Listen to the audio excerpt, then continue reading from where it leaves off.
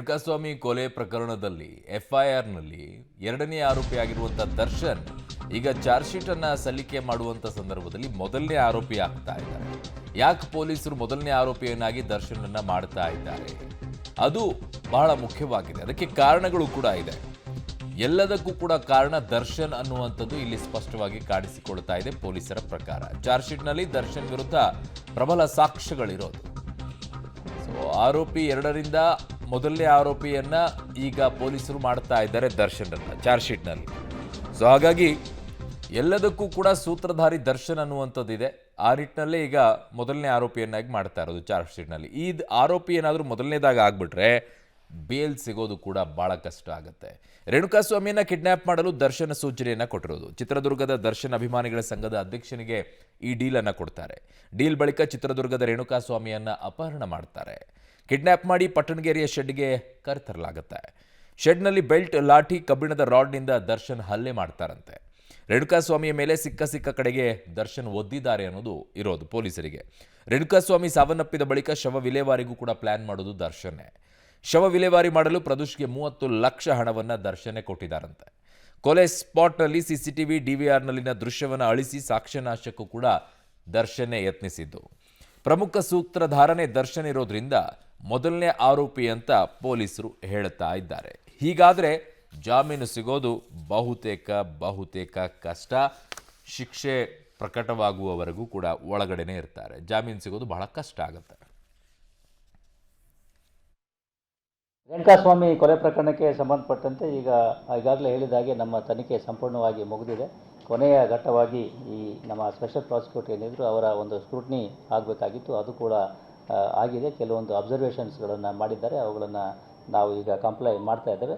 ಅದಾದ ನಂತರದಲ್ಲಿ ನಾವು ತ್ವರಿತವಾಗಿ ಅಂದರೆ ಇನ್ನೂ ಬಹುಶಃ 1 ದಿವಸಗಳಲ್ಲಿ ನಾವು ನ್ಯಾಯಾಲಯಕ್ಕೆ ಅಂತಿಮ ವರದಿಯನ್ನು ಸಲ್ಲಿಸ್ತೇವೆ. ಸ್ಪೆಷಲ್ ಪಬ್ಲಿಕ್ ಪ್ರಾಸಿಕ್ಯೂಟರ್ ಈ ಪ್ರಕರಣಕ್ಕೆ ಸಂಬಂಧಪಟ್ಟಂತೆ ಅವಶ್ಯವಾಗಿರ್ತಕ್ಕಂಥ ಸಾಕಷ್ಟು ಸಾಕ್ಷಿ ಆಧಾರಗಳು ನಮಗೆ ಸಿಕ್ಕಿದ್ದಾವೆ. ವಿವರಗಳನ್ನು ನಾವು ನ್ಯಾಯಾಲಯಕ್ಕೆ ಕೊಡ್ತೇವೆ. FSLನಿಂದ ಬೆಂಗಳೂರು ಇದು ಏನು ನಮ್ಮ ವಿಧಿವಿಜ್ಞಾನ ಪ್ರಯೋಗಾಲಯ ಏನಿದೆ ಅದರಿಂದ ಎಲ್ಲ ವರದಿಗಳು ಬಂದಿದ್ದಾವೆ. ಜೊತೆಗೆ ಅದಕ್ಕೆ ಬೇಕಾಗಿರ್ತಕ್ಕಂಥ ಪೂರಕ ಪ್ರಶ್ನೆಗಳು ಕೂಡ ಉತ್ತರಗಳು ಬಂದಿದ್ದಾವೆ.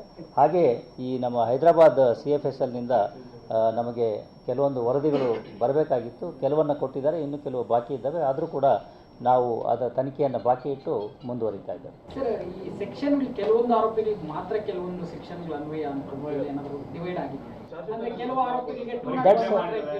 That's a part of investigation. What ever is this ಅವ್ರದ್ದು ಏನು ಪಾತ್ರ ಇದೆ ಅದಕ್ಕೆ ಅನುಗುಣವಾಗಿ ಆ ಸೆಕ್ಷನ್ಗಳು ಅವರಿಗೆ ಅನ್ವಯ ಆಗ್ತವೆ. That is matter of investigation and evidence. ಒಳಗಡೆ ಚಾರ್ಜ್ ಶೀಟ್ ಹಾಕಬೇಕು, ಅದಕ್ಕೆ ಮ್ಯಾಂಡೇಟ್ರಿ ಅದು. ಅಷ್ಟರೊಳಗಡೆ ಚಾರ್ಜ್ ಶೀಟನ್ನು ಹಾಕಬೇಕಾಗುತ್ತೆ, ಅದಕ್ಕೆ ಹಾಕ್ತಾರೆ. ಅದರಲ್ಲಿ ಏನಿದೆ ಅದು ಎಲ್ಲ ಕೋರ್ಟಿಗೆ ಸಬ್ಮಿಟ್ ಮಾಡ್ತಾರೆ. A1 ಮಾಡಿದ್ದಾರೆ ಸರ್.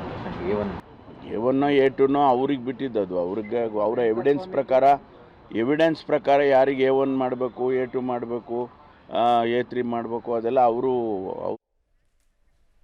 ನನ್ನ ಸಹೋದ್ಯೋಗಿ ಕ್ರೈಮ್ ಬ್ಯೂರೋ ಇಂದ ನಾಗೇಶ್ ನನ್ನ ಸಂಪರ್ಕದಲ್ಲಿದ್ದಾರೆ. ನಾಗೇಶ್, ಎರಡನೇ ಆರೋಪಿಯಿಂದ ಮೊದಲನೇ ಆರೋಪಿ ಆದರೆ ಬಹುತೇಕ ಜಾಮೀನು ಕೂಡ ಕಷ್ಟ ಅನ್ಸುತ್ತೆ. ಯಾರೆಲ್ಲ ಹೋಗಿ ದೇವರ ಕಡೆಗೆ 2-3 ತಿಂಗಳಲ್ಲಿ ಬಂದುಬಿಡ್ತಾರೆ, ಅದು ಇದು ಅಂತೇಳಿ ಕೆಲವರು ಭವಿಷ್ಯ ಎಲ್ಲ ನುಡಿದ್ಬಿಟ್ಟಿದ್ರು. ಶಿಕ್ಷೆ ಪ್ರಕಟವಾಗಿ ಶಿಕ್ಷೆ ಅನುಭವಿಸಿ ಆಚೆ ಬರಬೇಕಾಗುತ್ತೆ ಏನೋ ಮೊದಲನೇ ಆರೋಪಿ ಆದರೆ. ಅರುಣ್, ಈ ಒಂದು ಪ್ರಕರಣದಲ್ಲಿ ಬಹುತೇಕ ನೀವು ಹೇಳಿದಾಗೆ ಯಾರು ಕೂಡ 3 ತಿಂಗಳಲ್ಲಿ 2 ತಿಂಗಳಲ್ಲಿ ಆಚೆ ಬಂದುಬಿಡ್ತಾರೆ ಅನ್ನುವಂಥ ಮಾತುಗಳನ್ನು ಆಡ್ತಾ ಇದ್ರು.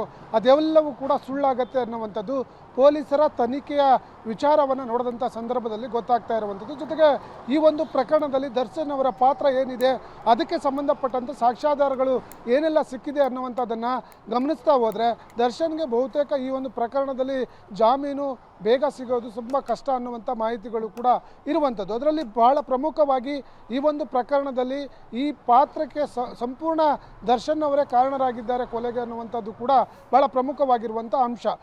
ಆರಂಭದಲ್ಲಿ ರೇಣುಕಾಸ್ವಾಮಿಯನ್ನು ಕಿಡ್ನಾಪ್ ಮಾಡಿ ಮಾಡಲಿಕ್ಕೆ ಸಲಹೆಯನ್ನು ಕೊಟ್ಟಿದ್ದೆ ದರ್ಶನ್ನವರು ಅನ್ನುವಂಥ ಮಾಹಿತಿಗಳು ಕೂಡ ತನಿಖೆ ವೇಳೆ ಗೊತ್ತಾಗಿರುವಂಥದ್ದು. ಅದರಿಂದ ನೇರವಾಗಿ ಚಿತ್ರದುರ್ಗದ ಅವರ ಅಭಿಮಾನಿ ಸಂಘದ ಅಧ್ಯಕ್ಷರಾಗಿದ್ದಂತಹ ರಾಘವೇಂದ್ರ ಏನಿದ್ದಾನೆ ಆರೋಪಿ, ಆತನು ಕರೆದುಕೊಂಡು ಪಟ್ಟಣಗೆರೆ ಶೆಡ್ಗೆ ಬರ್ತಾನೆ.